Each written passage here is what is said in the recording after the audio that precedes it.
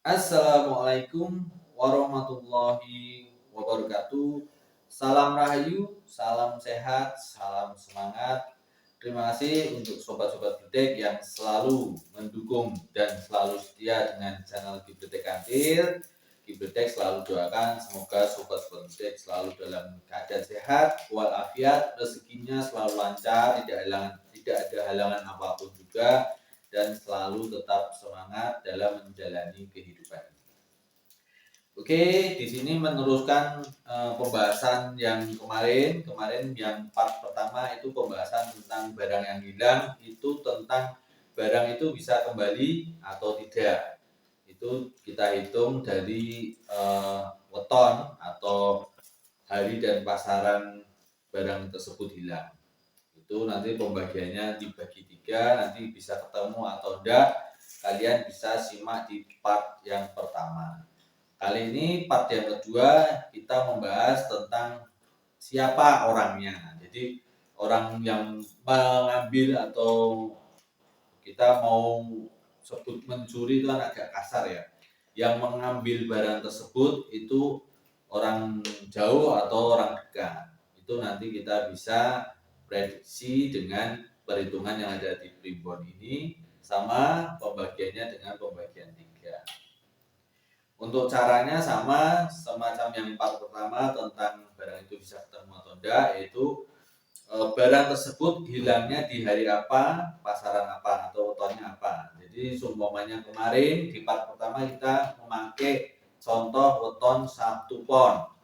1 pon itu memiliki neptu atau nilai itu 16. Jadi 19 pon 7 itu kan 16. 9 tambah 7 16, dibagi 3 memiliki turah atau sisa itu 1. Kalau menurut barang itu bisa ketemu atau enggak, kalau yang part pertama itu kan tidak bisa ketemu. Kalau untuk yang sekarang part kedua itu membahas tentang siapa orangnya. Kalau 1 pon hilangnya di 1 pon atau dengan neptu 16, tetap dibagi 3, ketemunya ada di sisa 1. Jadi 3 kali 5 15, kalau 16-nya sisa 1 ya. Jadi sisa 1 itu di perhitungan ilmu titan primbon itu yang mengambil adalah temannya sendiri. Jadi di sini ada perhitungan sisa 1, sisa 2, sisa 3. Kalau sisa 1 itu yang mengambil adalah temannya sendiri. Koncone lah. Teman itu bisa teman jauh, bisa teman dekat. Maksudnya berarti orang itu orang yang dikenal. Jadi kalau teman pasti kalian kenal. Itu adalah yang mengambil. Jadi orang yang dikenal. Yang kalau sisanya dua itu berarti yang mengambil adalah orang satu rumah. Orang satu rumah. Jadi kalian kalau perhitungannya sisa 2 ya kemungkinan besar itu diprediksi dengan ilmu titan ini yang mengambil orang sekitar rumah kita. Ya, orang yang satu rumah. Satu rumah itu definisinya macam-macam. Kalau kita satu tempat tinggal rumah berarti kan keluarga kita. Namun kalau kita berada di kos-kosan, di satu rumah besar yang kita sebut kos-kosan, kan itu satu rumah, di situ ada banyak kamar, itu namanya kos-kosan. Kalau kita tinggal di kos-kosan berarti ya yang mengambil ya di satu rumah tersebut, kos-kosan tersebut. Gitu. Kalau sisanya tiga berarti yang mengambil itu orang jauh, wong ado. Orang jauh itu bisa berarti kita tidak mengenal orang tersebut. Jadi memang orang tersebut kita tidak mengenal sama sekali, bukan teman kita, bukan orang satu rumah. Jadi kemungkinan besar memang orang yang berprofesi sebagai pencuri. Jadi bisa dia memang profesinya atau kebiasaannya mencuri atau mengambil milik orang lain. Itu kalau sisa 3 itu berarti orang ado.